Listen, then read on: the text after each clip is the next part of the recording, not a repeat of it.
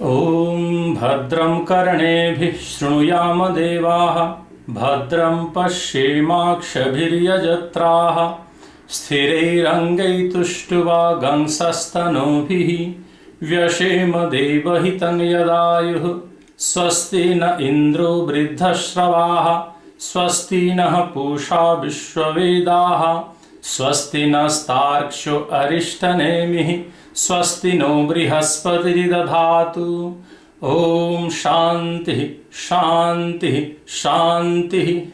Greetings all of you from Pietermaritzburg, South Africa, where Mahatma Gandhi started his satyagraha. On this occasion, I divided my talk into 7 points. The point number 1 is what is Sanskrit. Point number 2, how old Sanskrit language is. Point number 3, why Sanskrit study is necessary not only in India, throughout the world. And point number 4, the history of Sanskrit language. And number 5, the present study center of Sanskrit across the world. And number 6, Sanskrit studies in South Africa. And finally, we'll discuss how we can take forward the Sanskrit studies. On the point number 1, what is Sanskrit?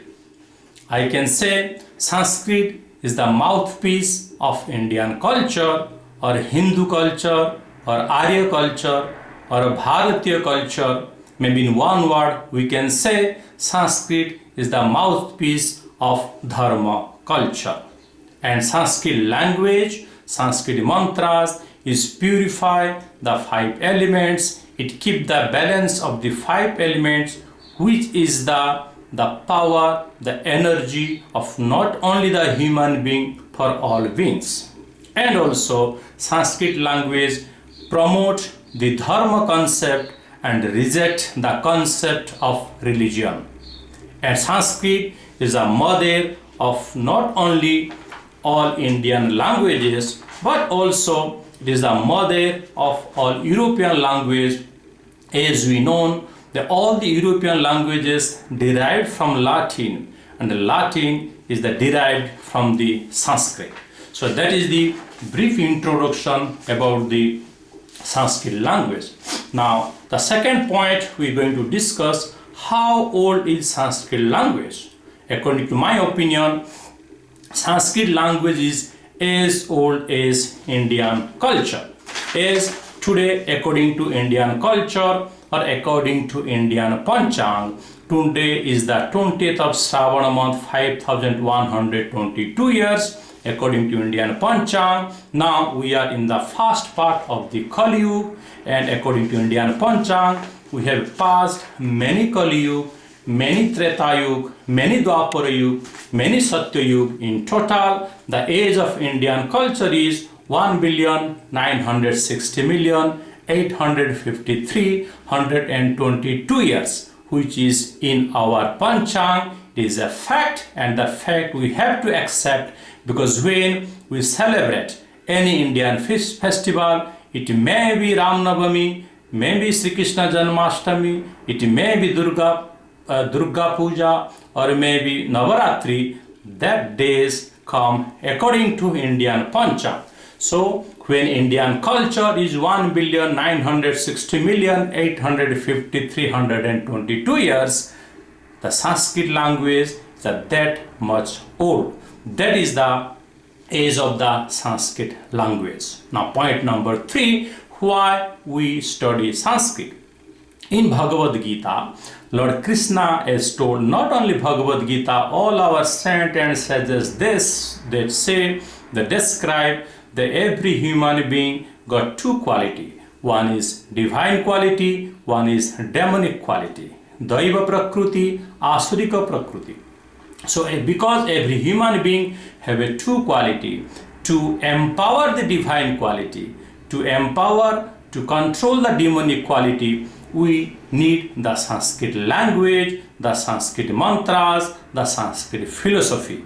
That means what I am saying, when we recite Sanskrit mantras, Sanskrit scriptures, it brings the divine quality in every individual life. When divine quality established every individual life, that bring peace not only in the family, that will bring peace and stability in the society, in the nation, and finally throughout the world. So Sanskrit study, the necessary of Sanskrit study will be, it will bring peace, stability in the world. That is the necessary of the Sanskrit study. That's why every individual must learn Sanskrit. As a Sanskrit scholars, we must try how to reach out every individual, how every house we want to hear the dhwani of Sanskrit mantras, every ashrams, every temples, we want to hear the chanting of the Veda mantras, chanting of the Bhagavad Gita, recitation of the Bhagavad Gita, and that will bring peace and stability throughout the world.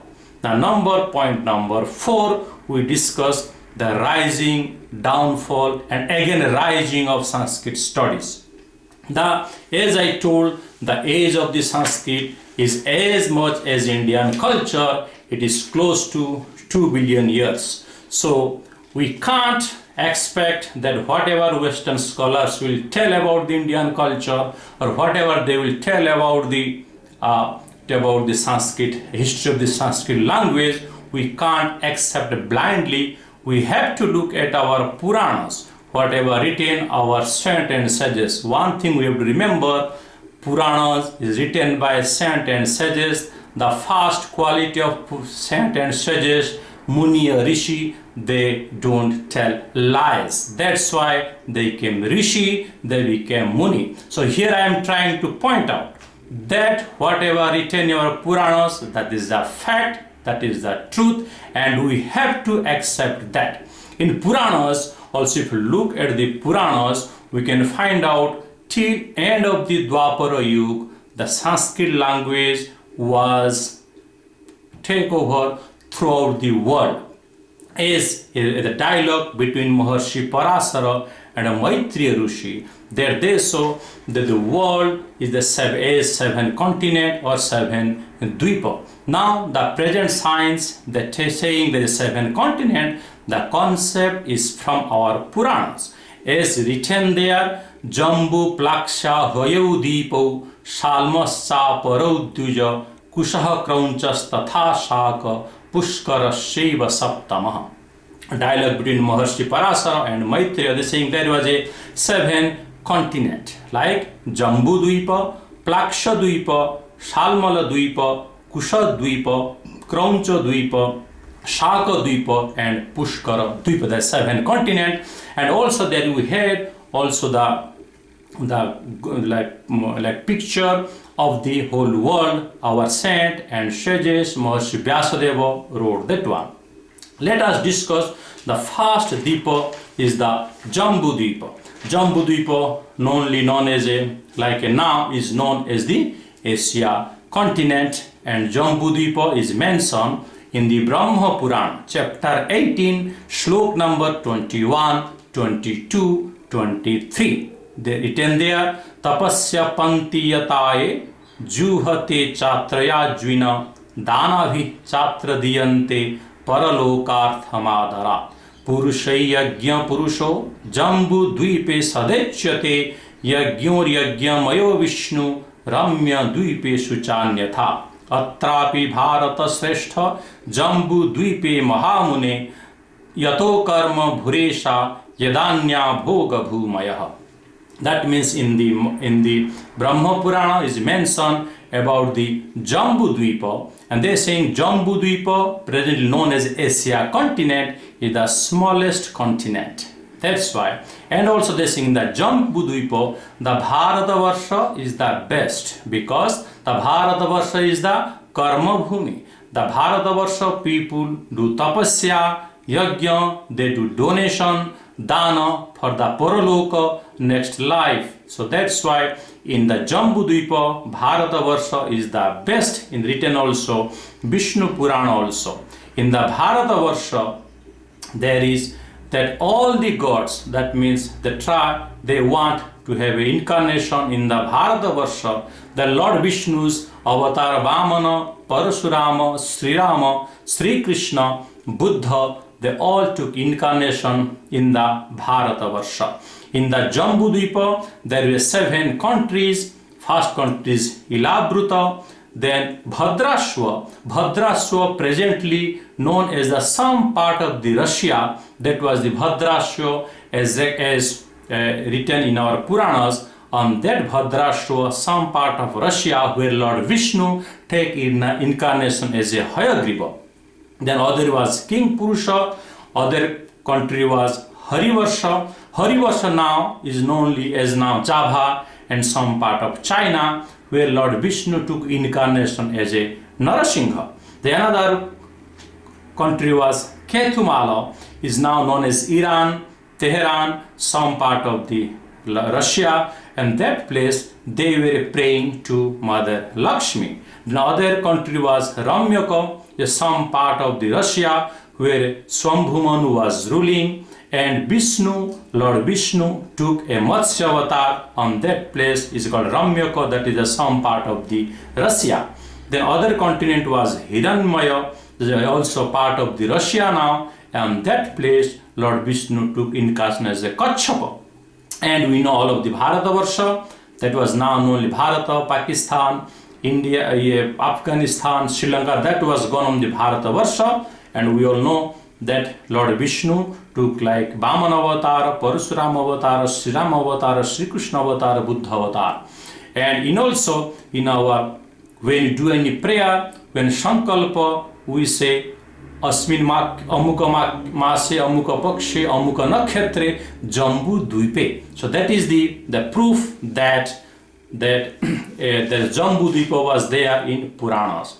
The next continent, next Dvipa is a Plaksha Dvipa, and Plaksha Dvipa now known as a South America. That part our saint and sages gave name as a Plaksha Dvipa because there is a big tree called Plaksha. On name of the tree they gave the name as a Plaksha Dvipa. It is mentioned in Bhagavata Purana. On that Dvipa people are praying to Lord Vishnu as a Soma, and they also praying to the Brahma. The Swami of that continent was Swami Meghatiti. Is a long history, I am just telling briefly.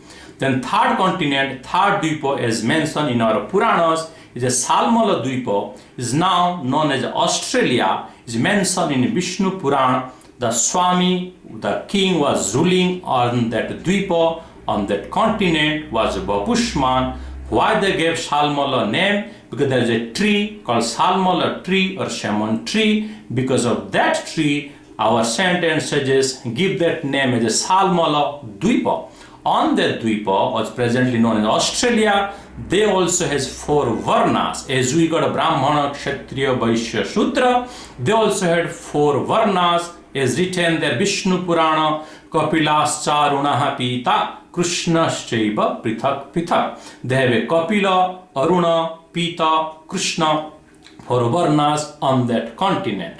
Now 4th continent is the Kusha Dvipa, that is the around the Pacific Ocean, now is known as Oceania areas. And why they gave the name Kusha Dvipa? Because on that place the Kusha, the huge Kusha Grasa was there. That's why they gave the name Kusha Dvipa. And the Swami, the king, was ruling on that continent, is called Jyotishman, and they were praying to the Agni Devata. And 5th Dvipa, 5th continent as described in our Puranas is the Krauncha Dvipa, now known as the Africa continent, because on that place there is a big mountain, there's a Krauncha mountain. That's why because of the Krauncha mountain, our saint and sages give that place name Krauncha Dvipa. And they were praying to the Varuna Deva, and their Swami was Dutiman. It is also mentioned in Vishnu Purana, Kraunchasya Vamanasya Tritiyanshadhikarakah Chaturtho Retna Shailasya Swahini Hayasannivaha. And also in the Ramayana, we will see when Vanara Sugriva sent his army to look out mother, to find Mother Sita. The army were going to north side. They were going to that Krauncha Dvipa. that Sugriva also mentioning about the Krauncha Deepa, that Krauncham tu grima sadhya vilamtasya sudurgamam apramatto praveshtavyam dusprevayam hi tat smritam. So that is the mention about the Krauncha Deepa, very details mention I just told you briefly.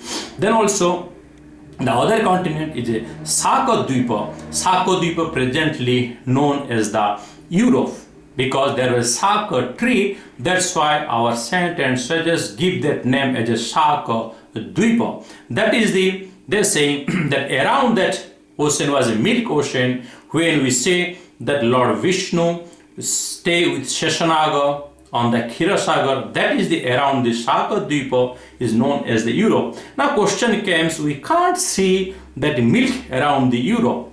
We have to remember, to see the divine things we need a Divya Chakshu or divine eyes. Without that eyes, our saint and sages got that eyes. And a classic example in Mahabharata, everybody saw Krishna, but only Arjuna saw the Divya Rupa of the Krishna, because Krishna gave the divine eyes. So we have to have that kind of power, that kind of eyes to see all these things, whatever mentioned in our Puranas. Only Rishi, Munis got the divine eye. We can also get the divine eye if we intense adhyatmika practice. Not religious practice, adhyatma, inner science. There is a fundamental difference between adhyatma and religion.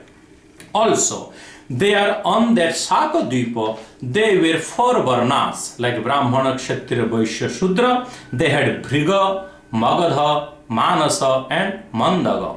And on that Dvipa, on the Saka Dvipa, they were praying to the Surya Narayana.